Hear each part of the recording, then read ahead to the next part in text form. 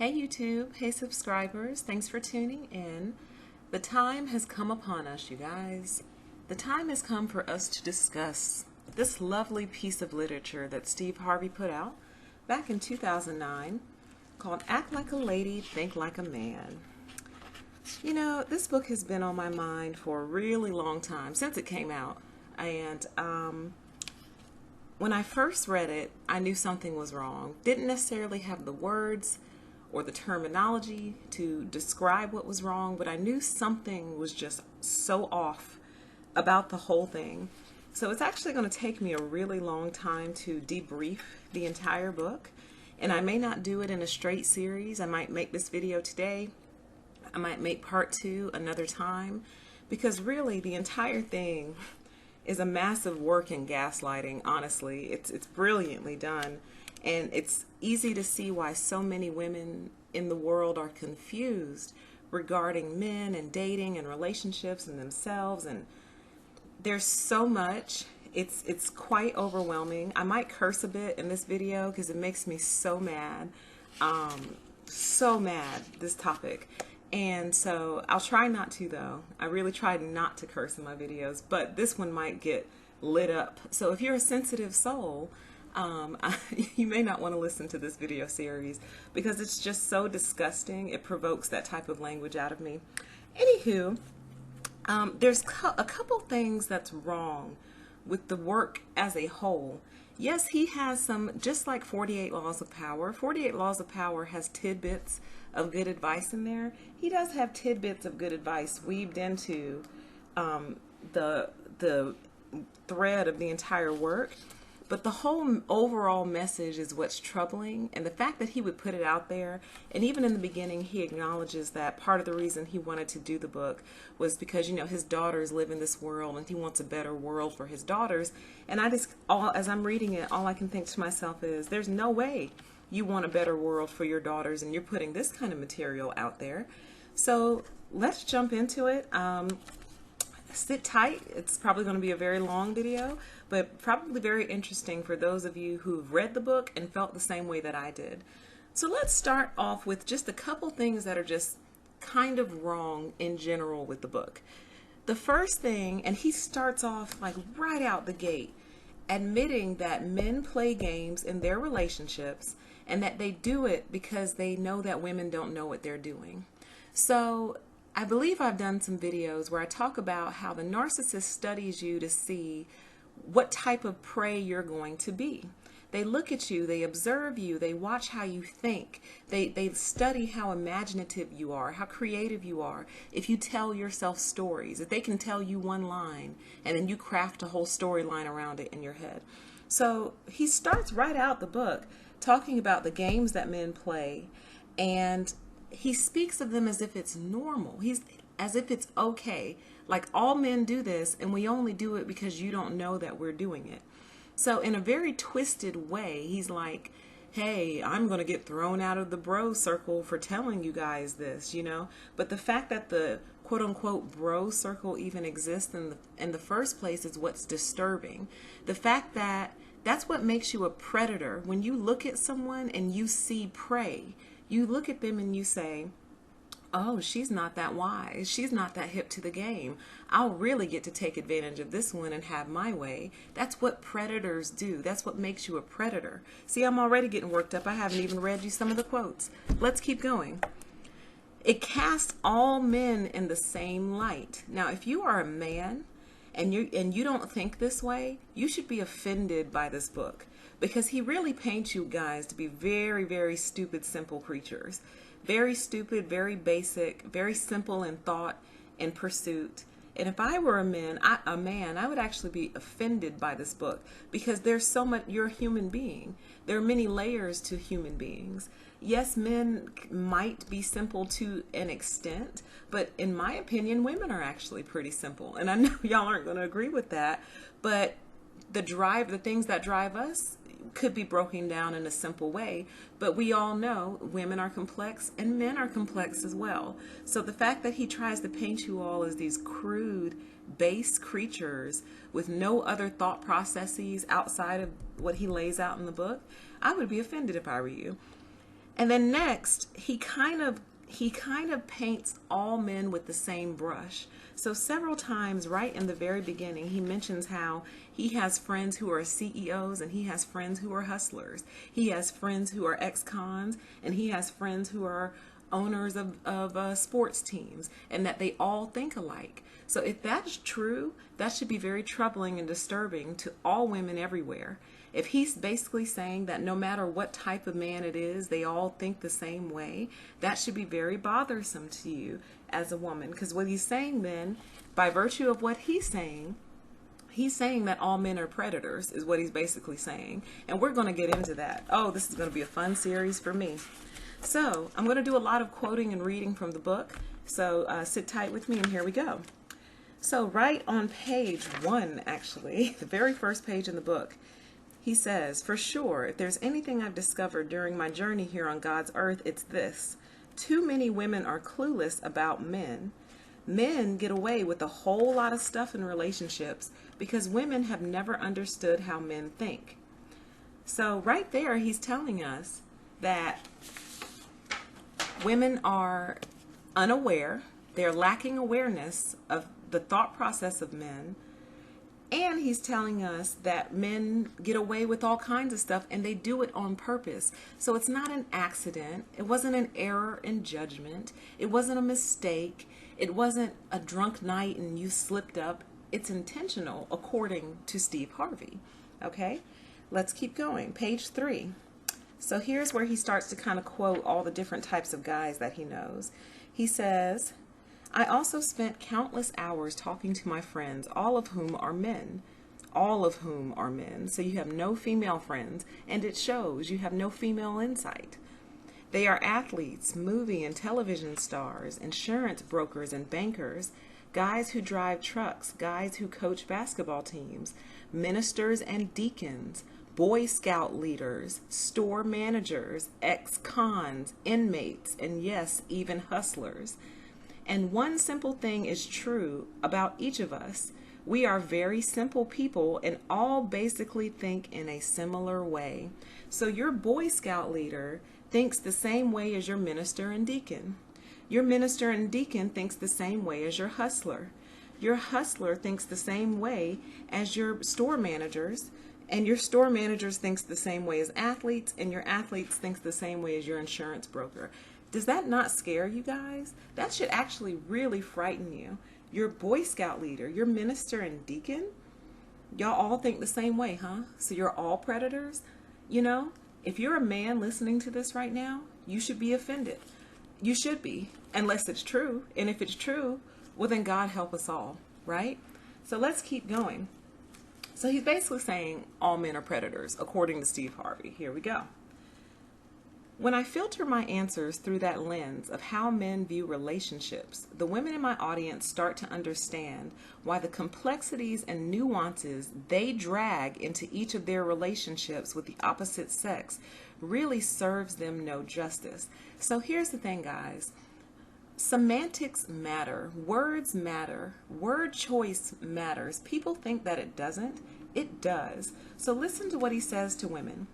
The women in my audience start to understand why the complexities and nuances they drag into each of their relationships with the opposite sex really serves them no justice. So in other words, he's saying that who a woman is and what she brings to a relationship, you know, if they say women are complex, okay, let's go with that theory. Women are complex, right? So if women are complex, he's basically saying who you are is not needed here. What you're made up of is not needed here. The things that you bring to the table are not needed here. Stop being yourself and conform to my way in order to make this work. Do you understand? The term he uses, they drag into each of their relationships. He could have easily said why the complexities and nuances they bring into each of their relationships, or the complexities and nuances that come up in each of their relationships. But no, he chose to use the term they drag. In other words, it's a problem. Oh God, here comes the woman.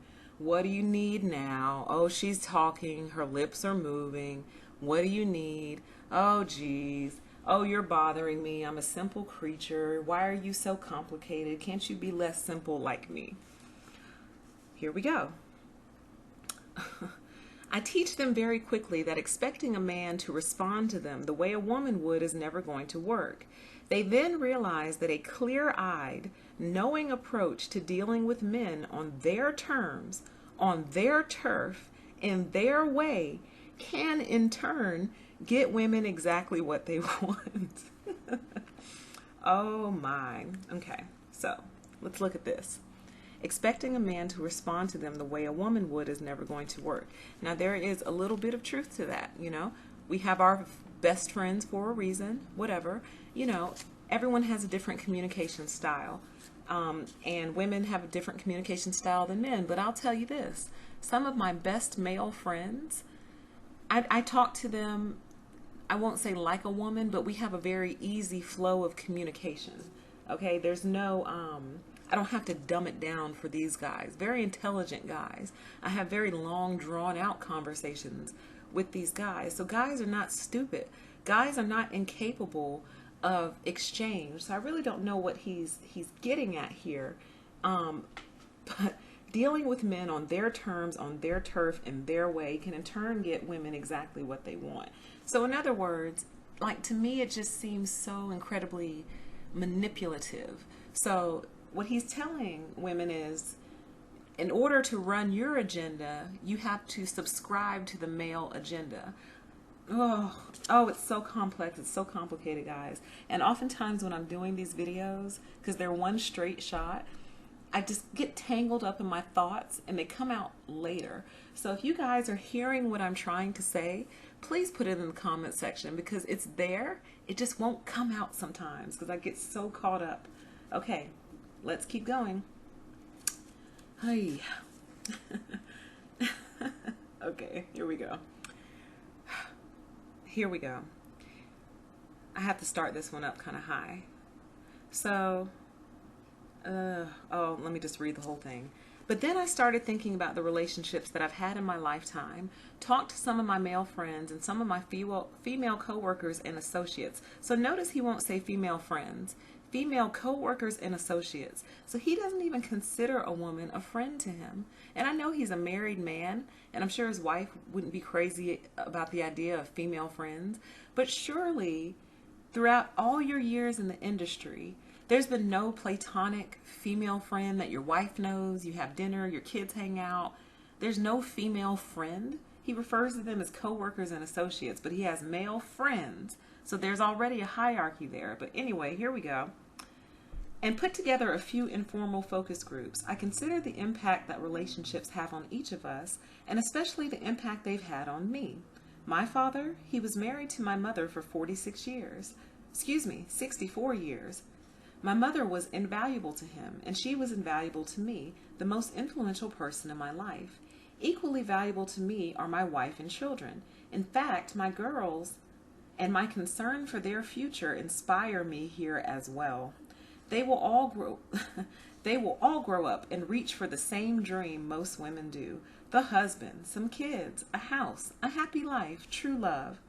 And I want desperately for my children to avoid being misguided and misled by the games men have created just to perpetuate the greed and selfishness we tend to show the world until we become the men God wants us to be. Oh my God. Okay. Oh, okay. Oh, it gets me so worked up, y'all. So really the line I wanted to read to y'all was that very last one. So let me repeat it to you, and please listen to what I'm saying. And I want desperately for my children to avoid being misguided and misled by the games men have created just to perpetuate the greed and selfishness we tend to show the world until we become the men God wants us to be. Well, isn't that noble? Isn't that noble, Stephen? Like, he's admitting it. Like, you guys, I really hate that he's making money off of this book, but you need to go buy it and read it, because it is a narcissist confession. He's telling you what they do. And like, how do you speak about your daughters and your family in the same line where you tell us Men create these games to perpetuate greed and selfishness until they decide not to do it anymore. I mean, does it get any more sick than that? How empty can you be inside? How do you not see that that's wrong? How do you not see that creating games to perpetuate greed and selfishness is a wrong thing to do to the world? How do you not see that doing that, it's almost like a bull in a china shop, or a driver who doesn't realize that they're causing a lot of accidents behind them. So they're so oblivious, they're looking straight the whole entire time, but they don't even realize how many accidents they've actually caused behind them. It's that kind of oblivious approach, like, I want desperately for my children to avoid being misguided and misled by the games men have created. So why don't you stop creating them? Since you have nothing but male friends, why don't you talk to your male friends about not creating these games? Why don't you talk to them about not misleading people? Why don't you talk to them about not being predators? Why don't you have that conversation? Instead, you're trying to teach us how to live in a sick, dysfunctional world of your creating. And that's why I have a problem with this book. This whole book is trying to train us how to live in a dysfunctional world that you're creating on purpose, okay? But then turn around and scream and cry about oppression by another group. How can you do that? How can you cry about being oppressed by another race, but you oppress your own women? You create games that perpetuate greed and selfishness, until you become the men that God wants you to be. Are you kidding me? So in other words, it's never my fault.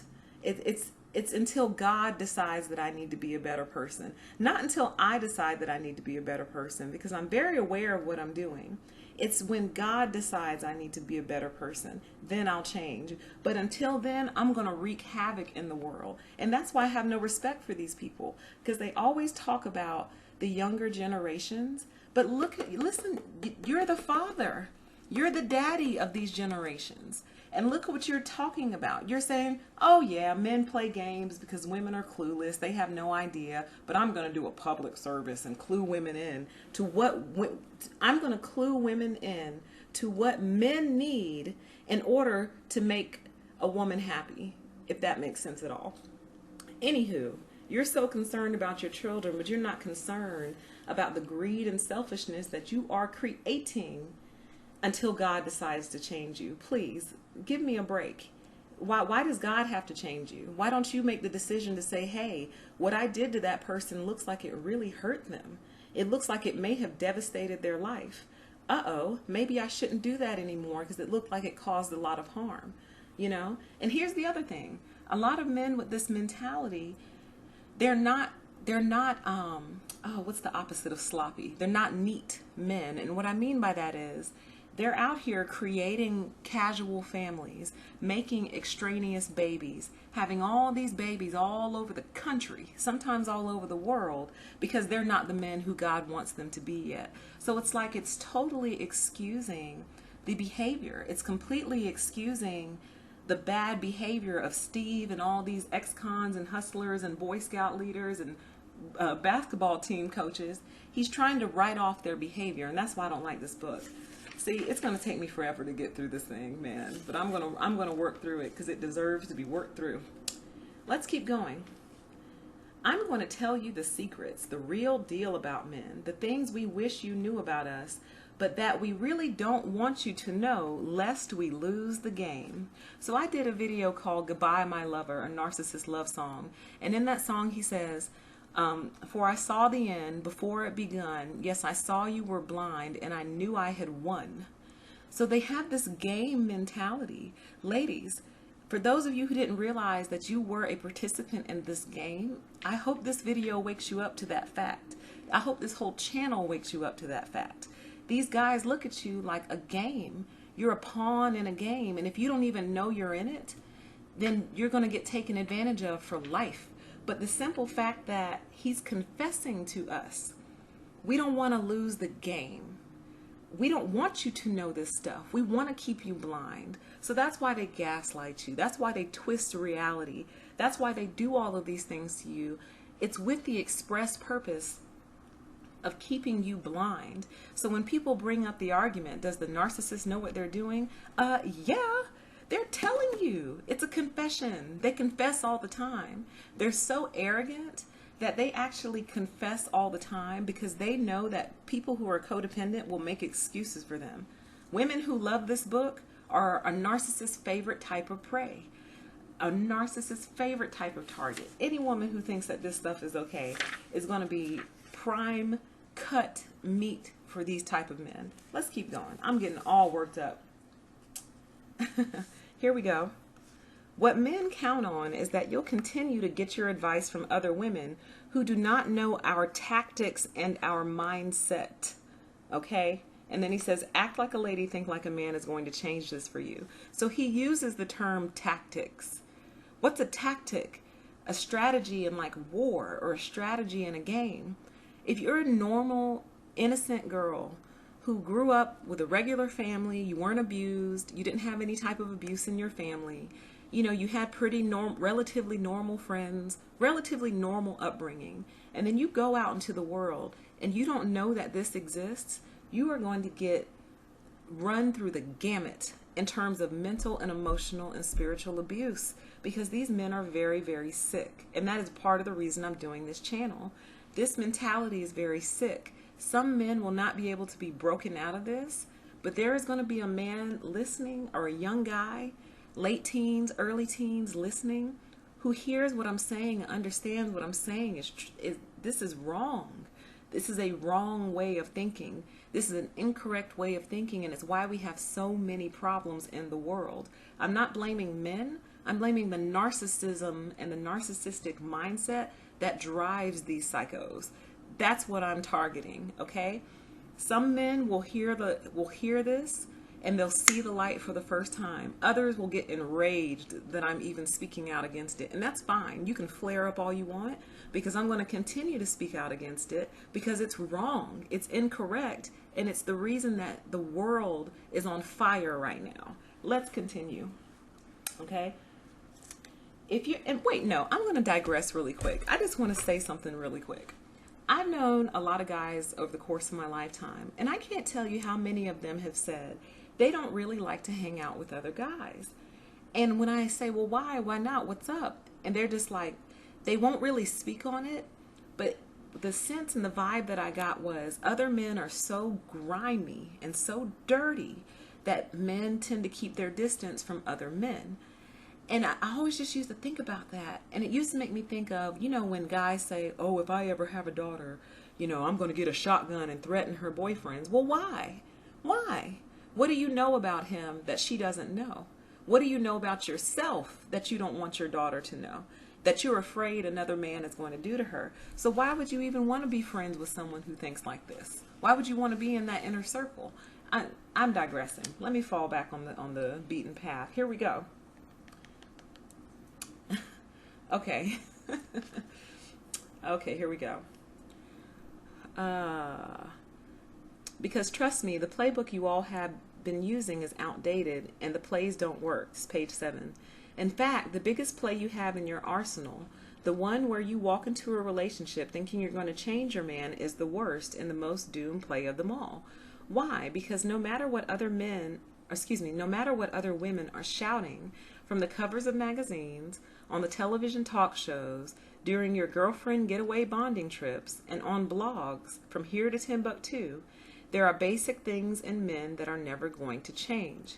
No matter how good you are to a man, no matter how good you are for him, until you understand what his makeup is, what drives him, what motivates him, and how he loves you, you will be vulnerable to his deception and the games he plays. Okay?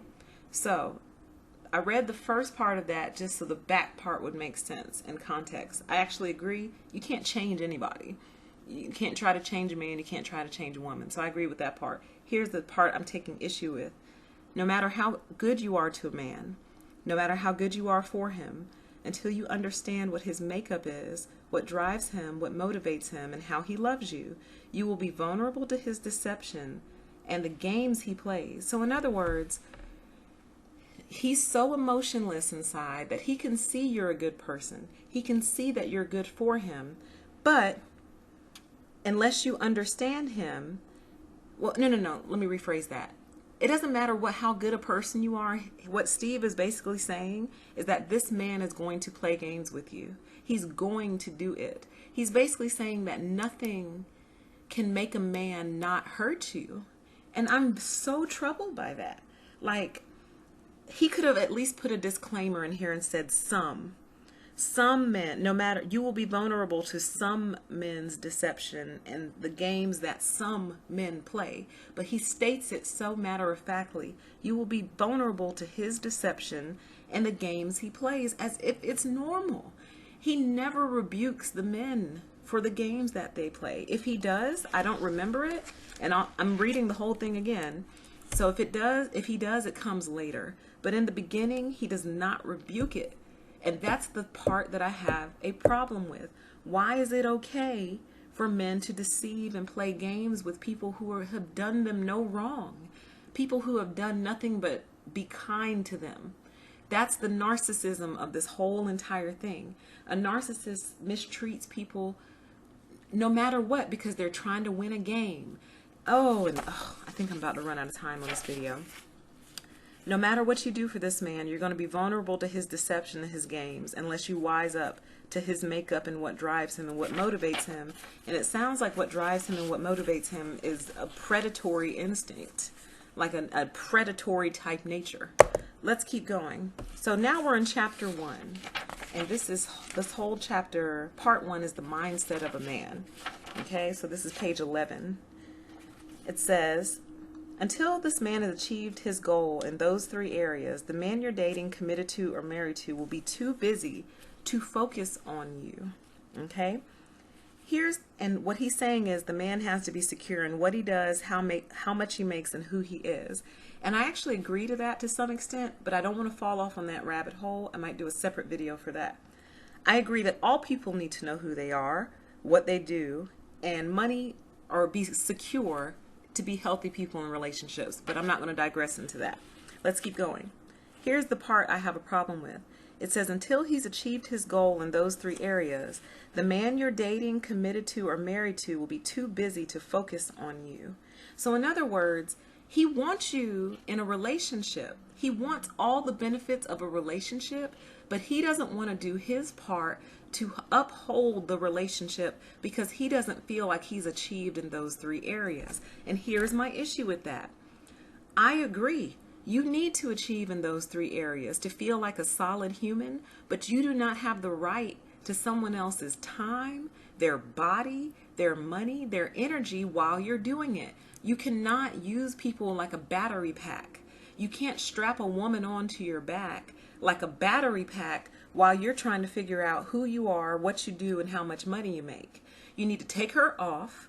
You need to go figure out those things for yourself. And if you really need to have sex, go get and hire a prostitute. And I know you all might be surprised to hear me say that, but I am serious, because a prostitute type relationship, there's an understanding there. It's a business transaction. You need something, she's got a service. You pay for her, she provides the service. Nobody goes home thinking that they're in a relationship, okay? Everyone goes home knowing what it was. But what these men want is to drag normal women into these situations where they make them battery packs. And then once they achieve those 3 things, they usually drop the battery pack and go get a fresh one. So that's what I have a problem with. He wants to make it okay for the relationship to be imbalanced. He's trying to justify a relationship that's not reciprocal. That's what I have the problem with. Don't commit to anyone. Don't date, and don't get married until you've achieved in those 3 areas. Because I actually agree. I think too many people get married when they don't know who they are. They don't really know what their path is in life, and they're not really financially secure. I think that's a recipe for disaster. So I agree, you need to find your way in those 3 things, but you have no right to make somebody a battery pack for you. Let's keep going before I run out of time on this video. I've got a few minutes left. He says, the pursuit of manhood doesn't change once a boy is grown. In fact, it's only magnified. His focus has always been on and will remain on who he is, what he does, and how much he makes until he feels he's achieved his mission. And until a man does these things, women only fit into the cracks of his life. He's not thinking about settling down, having children, or building a home with anyone until he's got all three of those things in sync. And once again, I agree. No one, male or female, should settle down until you've got a grip on your life first. I see nothing wrong with that philosophy. I see a lot wrong with, quote unquote, fitting people into the cracks of your life. Because usually what that looks like is these guys are providing like 75% relationships. So they're going to the movies, they're doing dinners, they're doing birthdays, they're doing Christmases, but they won't like solidify the relationship. They're meeting parents, they're taking trips, they're definitely having sex with you. They're having lots and lots of sex with you. Oh, lots and lots of sex. But they won't lock the relationship down. They won't commit. They won't propose because in their mind, you just fit into a crack of their life like an object, like you're not a whole person, like you're something that can be fit into the crack of somebody's life. Do you see what I'm saying? That's like saying, oh, I fit exercise in when I can get it. Oh, I squeeze women in when I can. So what kind of relationship do you think these women are having with these guys? One where they feel very squeezed into the crack. Now, here's the thing. If this is just the truth as it is, then thank you, Steve, for telling us the truth. Thank you for exposing the narcissistic predators that you guys really are. Because now we can take more action from a position of truth, knowing that this is how a lot of you sick bastards think. Knowing this, we can actually make better choices as women. But the men out there who aren't like this, you need to be deeply and profoundly disturbed by this material. It's not right. It's not okay. We cannot train our young boys up like this. And when he rattles off that list of all the men that he knows that think like this, think about how many males have influence over your young men, your sons.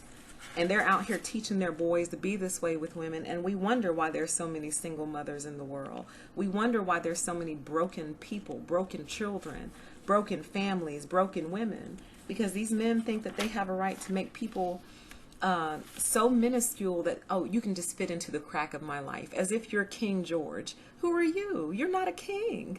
You're a regular guy who's trying to figure himself out. How dare you fit anyone into the crack of your life? If you can't afford to place them in your life, don't fit them at all. That's all I'm saying. You have a right to find your path. You don't have a right to shove people into the cracks of your lives and use them for what you can while you're figuring out who you are. Okay. I'm about to run out of time on this video, so I'm going to go ahead and cut it. Oh, wait, no. Yeah, I am. I'm going to cut it. Stay tuned for part 2, guys. Thanks so much.